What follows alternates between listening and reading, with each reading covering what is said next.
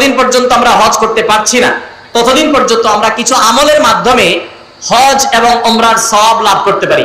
হজ করার যে আসল মর্যাদা, প্রকৃত মর্যাদা, সেটা তো হজ করার মাধ্যমেই শুধু লাভ হবে।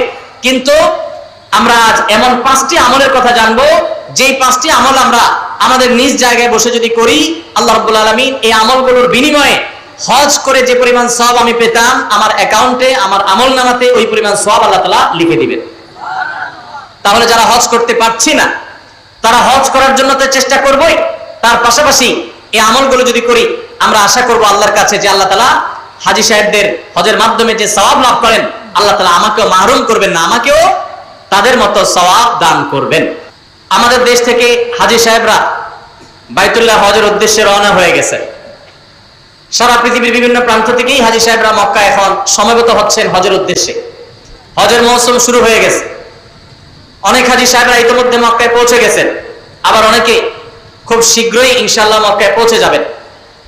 এই যে হাজীদের বাইতুল্লাহ অভিমুখী যাত্রা, আল্লাহর ঘরে হাজির হওয়ার সৌভাগ্য অর্জন, মিনা, মুজদালিফা, আরাফাতে আল্লাহর শাআয়ের, আল্লাহর নিদর্শনগুলোতে উপস্থিত হয়ে দোয়া কবুলের জায়গাগুলোতে কায়মনো বাক্যে চোখের পানি ফেলে আল্লাহ রাব্বুল আলামিনের কাছে দোয়া করার সুযোগ লাভ করবেন।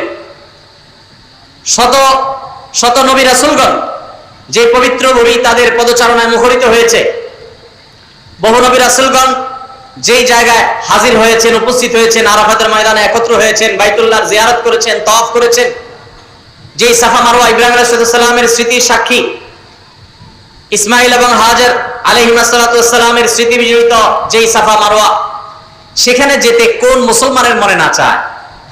অথচ আমাদের অনেকেরই তৌফিক হয় নাই। আল্লাহ রাব্বুল আলামিন আমাদেরকে বাইতুল্লাহ জীবনে বারবার যাওয়ার তৌফিক নসিব করুন, বলেন আমিন। ভাইরা আমার, হজ এবং উমরার যে ইবাদত, এই ইবাদত যাদের করার তৌফিক হয়েছে, যাদের করার সৌভাগ্য হয়েছে, যাদের খুশনসিব হয়েছে, তারাই বলতে পারবেন যে এই ইবাদত কত প্রেমময় ইবাদত, এই ইবাদতের তৃপ্তি কত অতুলনীয়, এর স্বাদ কত অবর্ণনীয়। এটা যারা বারবার বাইতুল্লাহ যাওয়ার তৌফিক পেয়েছেন তারাই বলতে পারবেন। ভাইরা আমার, পৃথিবীর কোন দর্শনীয় স্থান, পৃথিবীর কোন দেখার মতো জায়গা একবারের বেশি দ্বিতীয়বার মানুষের দেখতে যেতে আর ইচ্ছা করে না, ওই জায়গা আর টানে না। আমি পৃথিবীর বিভিন্ন দর্শনীয় স্থান, বিভিন্ন প্রোগ্রামকে কেন্দ্র করে দেখার সুযোগ হয়েছে। ভারতের তাজমহল, বিভিন্ন পৃথিবীর বিভিন্ন দেশের বিভিন্ন জায়গা দেখার সুযোগ আল্লাহ তাআলা দিয়েছে। সেই জায়গাগুলোতে যেটা একবার দেখা হয়েছে, দ্বিতীয়বার যদি আমাকে কেউ যেতে বলে এবং তার নিজের খরচে যদি নিয়ে যেতে বলে, তারপর আমার মনে হয় না আমি আকর্ষণ বোধ করব, কারণ একবার দেখা হয়ে গেছে, এটা দ্বিতীয়বার দেখার কিছু নেই। হ্যাঁ, কিছু প্রাকৃতিক পরিবেশ আছে, সেগুলো অবশ্য মানুষ বারবার দেখতে চায় অনেক সময়, তারপরও অনেক বেশিবার যেতে মানুষের ইচ্ছা করে না। একমাত্র মক্কা এবং মদিনা, মসজিদুল হারামাইন এবং মিনা, মুজদালিফা, আরাফাতে আল্লাহর যে শাআয়ের আছে, সাফা মারওয়া আছে, এই জায়গাগুলোতে উপস্থিত হওয়ার যে আকুতি, উপস্থিত হওয়ার যে তৃপ্তি, এখানে হাজির হওয়ার যে স্বাদ, এটা যে একবার লাভ করে তার বারবার সে স্বাদ পেতে ইচ্ছা করে, বারবার তার যেতে ইচ্ছা করে। যারা একবার গিয়েছেন হাজী সাহেবরা, তারা বলতে পারবেন যে আরাফাতের ময়দানে উপস্থিতির সেই স্মৃতি সারা জীবন মনে থাকে। অনেক স্মৃতি মানুষ ভুলে যায়, কিন্তু হজের স্মৃতি, উমরার স্মৃতি, এগুলো মানুষ কখনো ভুলতে পারে না। তো এই হজ উমরা যাদের করার তৌফিক হয় না, আমাদের করার ইচ্ছা আছে না নাই? আল্লাহ তাআলা আমাদের সবাইকে হজ এবং উমরা আদায় করার তৌফিক দান করুন। ইসলামের এই স্তম্ভটিকে কোন কোন হাদিসে 4 নম্বরে, কোন কোন হাদিসে 5 নম্বরে রাখা হয়েছে। ইসলামের স্তম্ভ কয়টা ভাই? 5টা। একটা ঘর যদি 5টা খুঁটি বা পিলারের উপরে দাঁড়ায় থাকে, ইসলাম নামক এই আয়োজনটা দাঁড়িয়ে আছে 5টা খুঁটির উপরে। সেই 5টা খুঁটির মধ্যে 4 বা 5 নম্বরের খুঁটি হলো হজ। কোন কোন হাদিসে 4 নম্বরে, কোন কোন হাদিসে 5 নম্বরে রাখা হয়েছে। কেন এটাকে এত পরে রাখা হয়েছে? অনেক উলামায়ে কেরাম বলেছেন এর মানে হলো যে ঈমান আনার পর সালাত আদায় করার মাধ্যমে, নামাজ পড়ার মাধ্যমে বান্দার সাথে আল্লাহর নৈকট্য অর্জন হয়। বান্দা আল্লাহর নিকটে যেতে পারে সালাতের মাধ্যমে। আকরাবু মা ইয়াকুনুল আবদু মির রাব্বিহি ওয়া হুয়া সাজিদ, সিজদা বান্দা আল্লাহর সবচেয়ে কাছে যেতে পারে। সিয়াম পালনের মাধ্যমে আল্লাহর মহব্বতে, পিপাসার্থ থেকে, ক্ষুধার্ত থেকে আল্লাহর ভালোবাসা জাহির করার সুযোগ লাভ করে বান্দা। যাকাত আদায়ের মাধ্যমে বান্দা তার সবচেয়ে প্রিয় বস্তু, টাকা পয়সা, ধন দৌলত আল্লাহর রাহে দান করার মাধ্যমে আল্লাহর ভালোবাসার প্রমাণ দেয়। এরপর আল্লাহর ভালোবাসা যখন চূড়ান্ত পর্যায়ে বান্দা অনুভব করে, তখন আল্লাহকে দর্শন করার, আল্লাহর দিদার লাভ করার, আল্লাহর সাক্ষাৎ লাভ করার আকুতি বান্দার মধ্যে জাগ্রত হয়। কিন্তু সেই সুযোগ তো দুনিয়াতে হবে না, সেটা জান্নাতে হবে, আখিরাতে হবে, হাদিসে ওয়াদা করা আছে। আল্লাহ রাব্বুল আলামিন দুনিয়াতে সেজন্য আল্লাহ তাআলাকে না দেখার সুযোগ না থাকলেও আল্লাহর যে নিদর্শনগুলো আছে, আল্লাহর কুদরতের যে সাক্ষীগুলো আছে, অলৌকিক যে স্থানগুলো আছে, যে স্থানগুলো আল্লাহ রাব্বুল আলামিনের বিশেষ বিশেষ কুদরতের নিদর্শন, যেগুলোতে উপস্থিত হওয়া, যেগুলোতে যাওয়া, সেখানে হাজির হওয়া, এর মধ্যে আল্লাহ রাব্বুল আলামিনের প্রতি বান্দার যে ভালোবাসা, এই ভালোবাসার এক প্রকাশের সুযোগ হয়ে থাকে। সেজন্য আল্লাহ তাআলা হজের এই স্তম্ভটাকে রেখেছেন সবগুলোর শেষে, যে সবগুলো করার পর যখন বান্দা অনেক বেশি আল্লাহর দিদার লাভের জন্য আকুতি অনুভব করবে, তখন সে হজে চলে যাবে। সে আল্লাহকে দেখতে পাবে না, কিন্তু আল্লাহর ঘরের তওয়াফ করবে। সে আল্লাহকে দেখতে পাবে না, কিন্তু আল্লাহর শাআয়েরগুলো, আল্লাহর নিদর্শনগুলো অবলোকন করবে। এর মাধ্যমে তার ঈমান তরতাজা হবে। ভাইরা আমার, এই জন্য হজ এবং উমরা এবং হজ উমরার যে জায়গাগুলো, বিশেষ করে হারামাইন, মসজিদে হারামাইন এবং আল্লাহর যে কুদরতের নিদর্শনগুলো আছে, সাফা মারওয়া, ইন্নাস সাফা ওয়াল মারওয়াতা মিন শাআইরিল্লাহ, আল্লাহর নিদর্শনগুলোর মধ্যে থেকে একটা সাফা মারওয়া, অন্য হাজার লক্ষ পাহাড়ের মতো নয়, এটি ভিন্নতর, এর আলাদা বৈশিষ্ট্য আছে। এই সাফা পাহাড় মধ্যবর্তী জায়গা থেকে জমজমের কূপ, সেই জমজমের কূপ থেকে লক্ষ লক্ষ মানুষ অনবরত পানি পান করছে। মক্কাতে, মদিনাতে, গোটা পৃথিবীর প্রান্তে প্রান্তরে নিয়ে যাচ্ছে ছোট একটা কুয়া থেকে, পানি শেষ হচ্ছে না, এবং সে স্বাদ পৃথিবীর কোনো পানির সাথে কোনো তুলনাযোগ্য নয়। যারা পান করেছেন তারা জানেন, তাদের মুখস্থ হয়ে গেছে, জমজমের পানি মুখে দিলেই টের পাওয়া যায় এটা জমজমের পানি। অনেক অলৌকিকত্বের সাক্ষী যে মক্কা মদিনা, সেই মক্কা মদিনায় হাজির হওয়ার মাধ্যমে বান্দা ওই যে ইসলামের অন্যান্য রকমগুলো পালন করার পর যে আকুতি হয়, সে আকুতি, সে তার আগ্রহ, সে তার আবেগ কিছুটা হলেও মেটাবার সুযোগ লাভ করে হজ এবং উমরার মাধ্যমে। আল্লাহ তাআলা সেই হজ উমরা আমাদেরকে জীবনে বারবার করার তৌফিক দান করুন।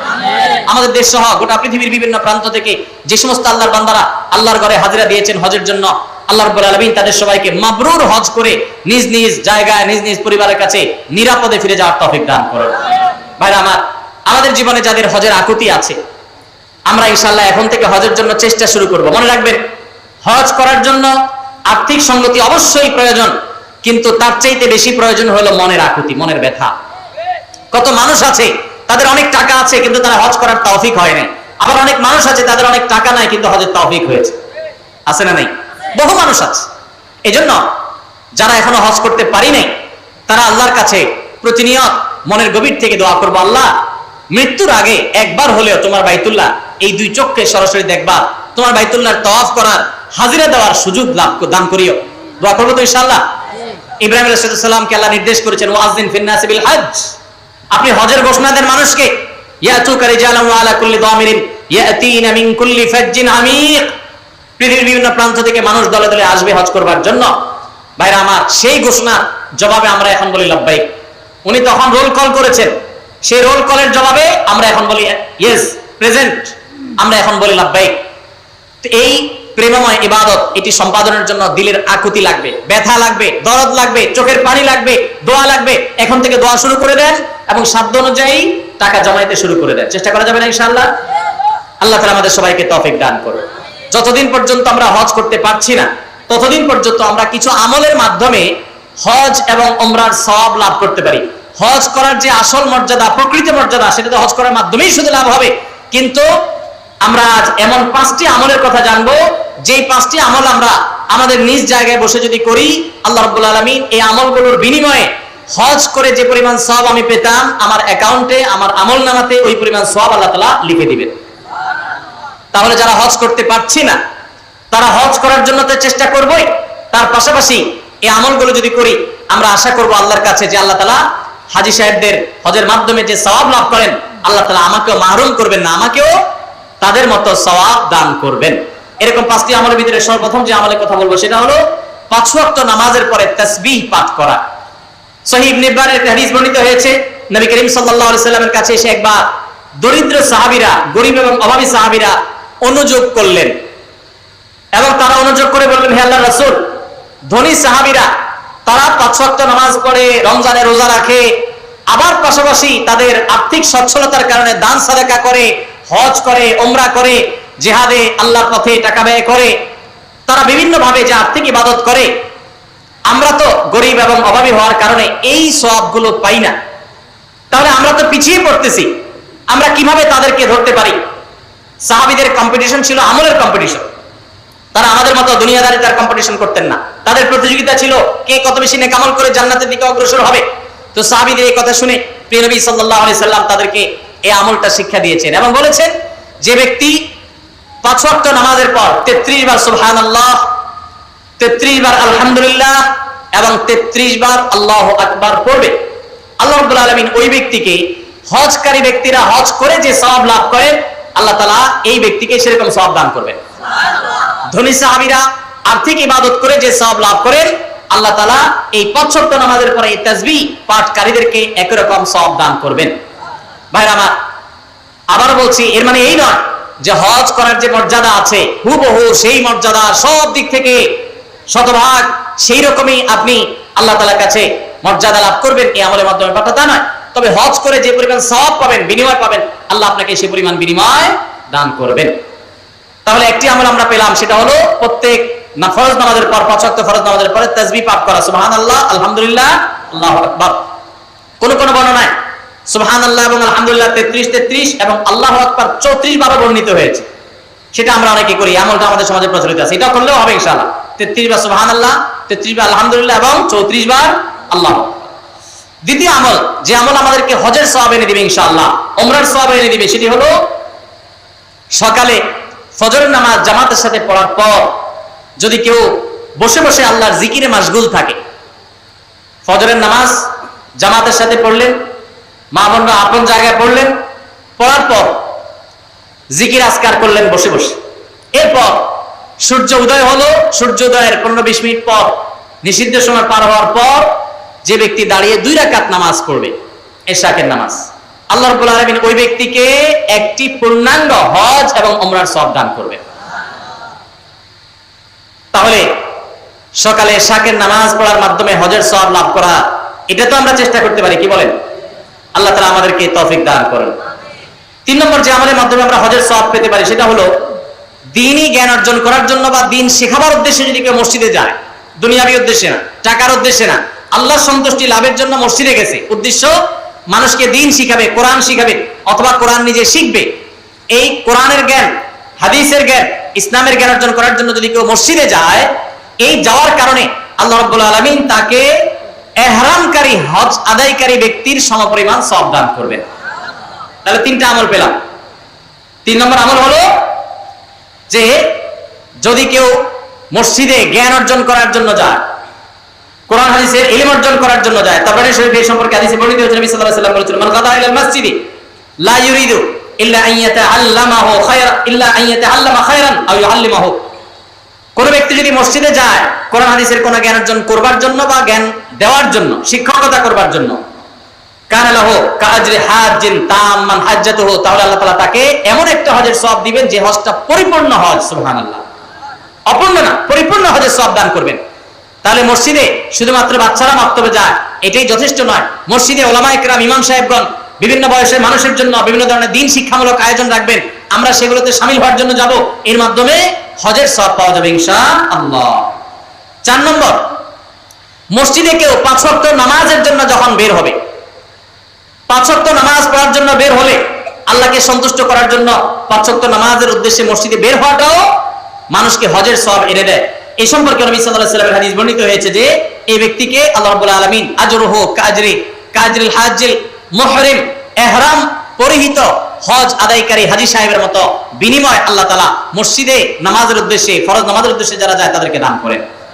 মা বোনরা একই সওয়াব লাভ করতে পারেন, তারা বাসায় নামাজ পড়েও যদি তারা তাদের বাসার মাহরাম পুরুষদেরকে, তাদের প্রাপ্তবয়স্ক পুরুষদেরকে, ছেলেকে, স্বামীকে, ভাইকে, বাবাকে যদি মসজিদে তারা পাঠান, একই সওয়াব তারাও লাভ করতে পারেন। আল্লাহ তাআলা আমাদের সবাইকে আমলটাও করার তৌফিক দান করুন। 5 নম্বর আমল হলো মা বাবার সেবা এবং খেদমত করা। এই সম্পর্কে তার তিরমিজি শরীফের একটি হাদিস বর্ণিত হয়েছে, এক সাহাবী নবী করিম সাল্লাল্লাহু আলাইহি সাল্লামের কাছে এসে তার ইবাদত বন্দেগী যেগুলো তিনি শারীরিকভাবে করতে পারেন সেগুলোর পাশাপাশি আর্থিক ইবাদতের প্রতি তার আকুতির কথা জাহির করলেন। নবী করিম সাল্লাল্লাহু আলাইহি সাল্লাম সাহাবীকে পরামর্শ দিয়েছেন, তোমার মা বাবা, তুমি যদি তাদের সেবা করো, তাদের খেদমত করো, তাদের শুশ্রূষা করো, তাদের প্রতি ইহসান করো, তাদের যে কোনো ভাবে তাদের কল্যাণ সাধন করার চেষ্টা করো এবং তাদের সেবায় নিজেকে নিয়োজিত রাখো, আল্লাহ রাব্বুল আলামিন তোমাকে হজ আদায়কারী ব্যক্তির মতো সওয়াব দান করবেন। তাহলে ভাইরা, আমরা দেখলাম 5 ওয়াক্ত নামাজের পর 33 বার সুবহানাল্লাহ, 33 বার আলহামদুলিল্লাহ এবং 33 অথবা 34 বার আল্লাহু আকবার যে কোনটা করলেই হবে। এই আমলের মাধ্যমে আমরা হজের সওয়াব পাবো ইনশাআল্লাহ। ফজর নামাজের জামাত আদায় করার ফজর নামাজ আদায় করার পর সূর্য ওঠার 15-20 মিনিট পরে ওই পুরো সময়টুকু বসে বসে জিকির আজকার, কোরআন তেলাওয়াত, দ্বীন শিক্ষা এগুলোর মধ্যে মাশগুল থেকে এরপরে উঠে যদি আমি 2 রাকাত নামাজ পড়ি, আল্লাহ তাআলা হজের সওয়াব দান করবেন এবং উমরার সওয়াব দান করবেন।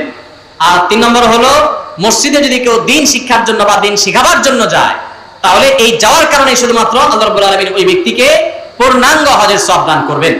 4 নম্বর হলো যে ব্যক্তি 5 ওয়াক্ত নামাজে মসজিদে হাজির হওয়ার জন্য 5 ওয়াক্ত নামাজে বের হয়, মসজিদের দিকে যায়, আল্লাহ তাআলা তাকে ইহরামকারী, সাদা কাপড়ে ইহরাম পরে লাব্বাইক রত হাজী হজ করে যে সওয়াব পায়, আল্লাহ তাআলা ওই মসজিদে গমনকারী ব্যক্তিকে সেই সওয়াব দান করেন। এবং 5 নম্বর হলো মা বাবার সেবাকারী ব্যক্তি। ভাইরা আমার, এই 5টা আমল আমরা অনেকগুলোই কিন্তু করি, কিন্তু এই সওয়াব লাভের আশা আমরা করি না। আজ থেকে আমরা এই সওয়াব লাভের আশা করব ইনশাআল্লাহ। 33 বার সুবহানাল্লাহ, 33 বার আলহামদুলিল্লাহ, 34 বার আল্লাহু আকবার যখন 5 ওয়াক্ত নামাজের পরে করবেন, তখন আপনার এই আশা থাকবে যে এর মাধ্যমে হজের সওয়াব লাভ করব। আবার যখন এশাকের নামাজ পড়বেন, ফজর নামাজের পরে নিজ জায়গায় বসে জিকির আজকার করে, তখন আপনি আল্লাহর কাছে হজের সওয়াব পাবেন, সে আশা রাখবেন। আবার যখন মসজিদে কোনো দিন শিখার জন্য যাবেন, এই আশা রাখবেন যে আল্লাহ হজের সওয়াব দিবেন, পূর্ণাঙ্গ হজ। আবার যখন 5 ওয়াক্ত নামাজ এই মসজিদে পড়তে যাবেন, যাওয়ার সময় মনে মনে নিয়ত করবেন, আশা করবেন যে নবী সাল্লাল্লাহু আলাইহি ওয়াসাল্লামের হাদিসে না ওয়াদা রয়েছে, অতএব আমি এই নামাজে যে যাচ্ছি, নামাজ পড়ে তো আমার ফরজ আদায় হবে, আল্লাহর কাছে সওয়াব পাবো, এর পাশাপাশি এই যে যাচ্ছি এর মাধ্যমে আল্লাহ তাআলার কাছে আমি হজ ইহরামকারী ব্যক্তি, ইহরামরত ব্যক্তির মতো হজের মর্যাদা বা সওয়াব আমি লাভ করব। এবং মা বাবার সেবা করার সময় একই নিয়ত করব। আমরা যখন নিয়ত করব এবং এই আমলগুলো আশায় করব, আল্লাহ রাব্বুল আলামিন আমাদের সবাইকে দান করবেন ইনশাআল্লাহ। সবাই আমলগুলো করব তো ইনশাআল্লাহ। তাহলে হজ উমরা যারা করতে পারছি না, তারা হজ উমরা করার জন্য সচেষ্ট থাকবই। তার পাশাপাশি এই আমলগুলো করলে হজ উমরা সব আমরা আশা করব আল্লাহর কাছে। আর মনে রাখবো, এই আমলগুলো করে আপনি হজের সওয়াব পাবেন ঠিক আছে, কিন্তু হজ আদায় করার যে ফরজ আছে, ওই ফরজ আপনার এই আমলগুলো দিয়ে কুলাবে না। ওইগুলোর জন্য অবশ্যই আপনাকে বাইতুল্লাহ গিয়ে হজ আদায় করতে হবে। আল্লাহ তাআলা আমাদের সবাইকে কোরআন এবং হাদিসের সমস্ত নির্দেশগুলো, সমস্ত নিষেধগুলোকে মেনে চলার তৌফিক দান করুন। সবাই চেষ্টা করবো তো ইনশাআল্লাহ। পুরো মাহফিলে যত আলোচনা হয়েছে, যত বক্তব্য আমরা শুনেছি ওলামায়ে কেরামের মুখনিসৃত বক্তব্য, কোরআনের আয়াত থেকে, হাদিসে রাসূল থেকে, আল্লাহ রাব্বুল আলামিন তার সবগুলো আমাদেরকে বাস্তবায়ন করার তৌফিক দান করুন। মাহফিল আয়োজক কমিটি, তারা যে পরিশ্রম করেছেন, যারা অর্থ দিয়েছেন,